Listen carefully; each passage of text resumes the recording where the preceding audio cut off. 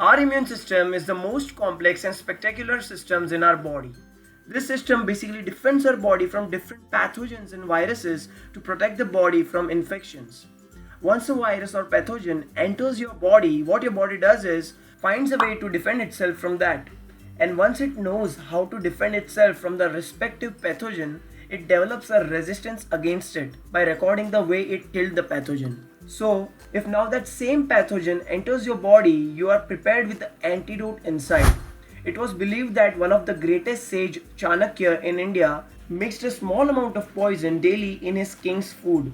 And according to Chanakya, due to the daily consumption of poison, king's body found a way to defend itself from the poison, which made the king's body resistant to poison. Now whenever in life some intruders tried to poison the king's body healed it as it already knew the poison's antidote.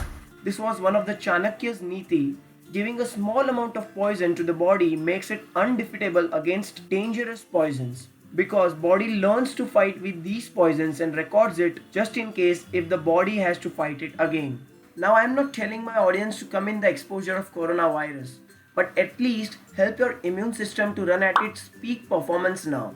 So whenever your body is exposed to coronavirus, it finds a way to defeat it. But let's before see some of the immune hurting habits that you have developed. Smoking. It boggles my mind to think that with all the known health consequences associated with tobacco use, some people still do it. But if you are still smoking, you should know that the nicotine exposure is making your immune system a sitting duck for illness.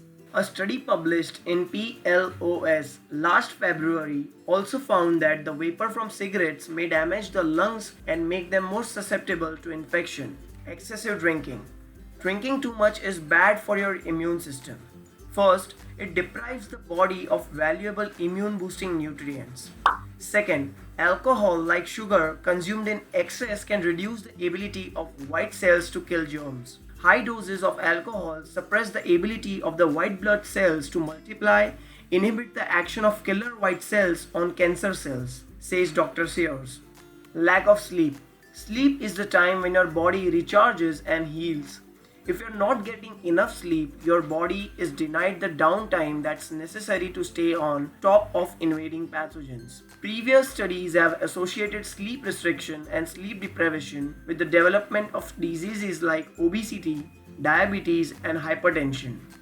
Others have shown that sleep helps sustain the functioning of the immune system and that chronic sleep loss is a risk factor for immune system impairment, reports the Sleep Foundation. Stress. Ultimately, a lack of sleep triggers the same response as chronic stress.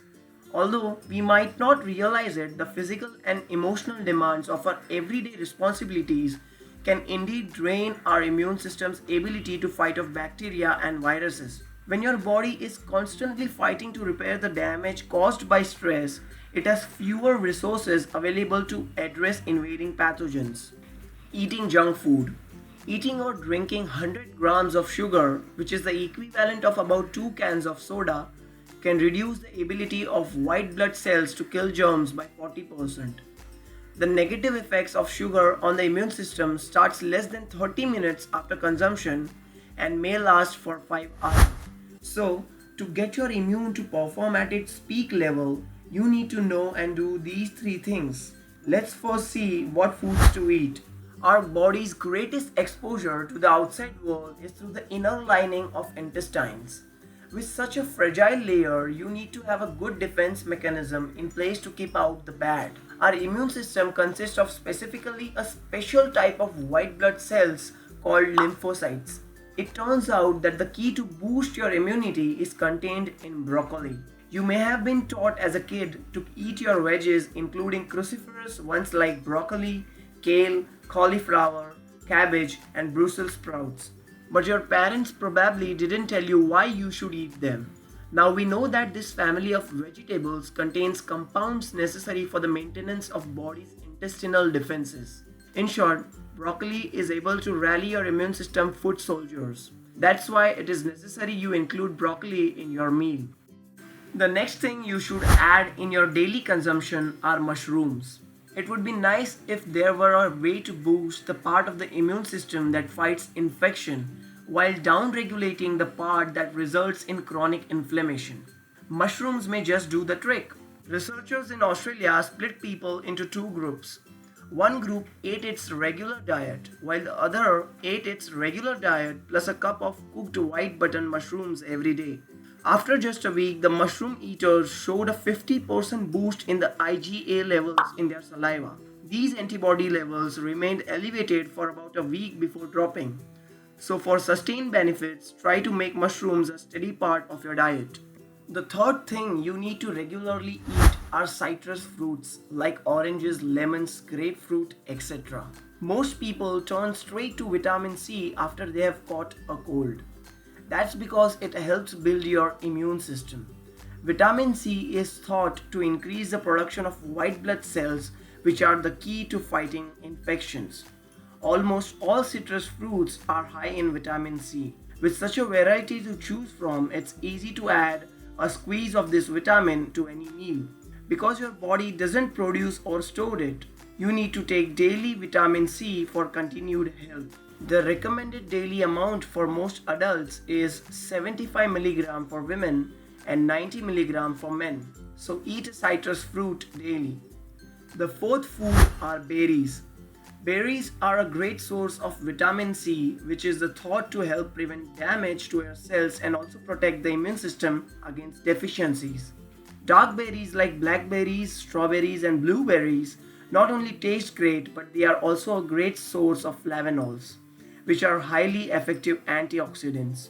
Try to take a mix of berries rather than just taking one or two, as combining them can often give your body the best boost.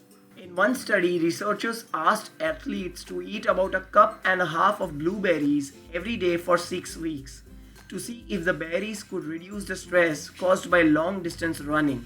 The blueberries succeeded unsurprisingly, but a more important finding was their effect on natural killer cells. Normally, these cells decrease in number after prolonged endurance exercise, dropping by half to about 1 billion. But the athletes consuming blueberries actually doubled their killer cell counts to more than 4 billion. The fifth thing you need to be careful about is probiotics. Our bodies are home to a mix of good and bad bacteria. Probiotics are the good bacteria. They are pretty much everywhere: the mouth, gut, and skin. Probiotics may help improve immune system, protect against hostile bacteria to prevent infection, and improve digestion and absorption of food and nutrition. In layperson's language, probiotics are the good bacteria we have in our body, and prebiotics are the foods of our probiotics, the good bacteria. So to ensure a great balance of healthy probiotics in our body, you need to eat prebiotics such as banana, onion, artichoke, garlic, oatmeal, honey, asparagus, etc. With these 5 foods, you also need to add some of the spices in your meal such as turmeric, cinnamon, ginger, and cardamom. These immunity boosting spices are known to fight common cold and cough. Consuming a teaspoon of these spices facilitates weight loss and helps with congestion related problems.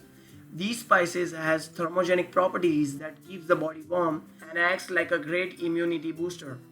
What if there were a drug or supplement that could halve the number of sick days you take due to such upper respiratory infections as the common cold? It would make some pharmaceutical company billions of dollars. But there is already something that can boost your immune system for free and by so much that you can achieve a 25 to 50% reduction in sick days. And it has only good side effects. Any guesses? Exercise. What's more, it doesn't take much of a workout to get results. Studies find that if you let your kids run around for just 6 minutes, the levels of immune cells circulating in your blood increases by nearly 50%.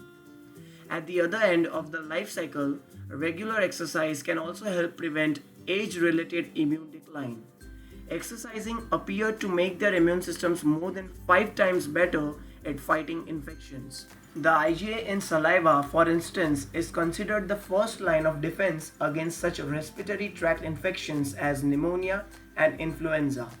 Moderate exercise may be all it takes to boost IgA levels and significantly reduce the chance of coming down with flu-like symptoms. So exercise for about 10 to 15 minutes daily. As we already discussed, the harming effects of lack of sleep and stress can have on your immune system. So to regain your immunity, you need to get adequate sleep.